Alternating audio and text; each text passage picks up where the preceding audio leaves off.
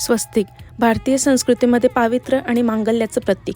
अगदी प्रत्येक शुभकार्याची सुरुवात स्वस्तिकपासून होत असते. दाराच्या उंबरठ्यापासून प्रत्येक गोष्टींमध्ये आपण स्वस्तिक वापरत असतो. अगदी सणासुदीला कलशावरती सुद्धा स्वस्तिक असतो. परंतु हा स्वस्तिक US मात्र घराबाहेर वापरलेला चालत नाही. तर आमच्या तोरणावरती होता, तो सुद्धा मी चिकटवून घेतला होता आतमध्ये. तर धनत्रयोदशीच्या दिवशी असंच रांगोळी काढता काढता सगळंच अगदी त्यामध्ये धनत्रयोदशी म्हटल्यावरती लक्ष्मीची पावलं आले, धन आलं, फटाके आले, असं सगळंच मी काढलं. ओघाओघात लक्षातच आलं नाही. अचानक लक्षात आलं की इथं बाहेर तर स्वस्तिक काढलेला चालत नाही.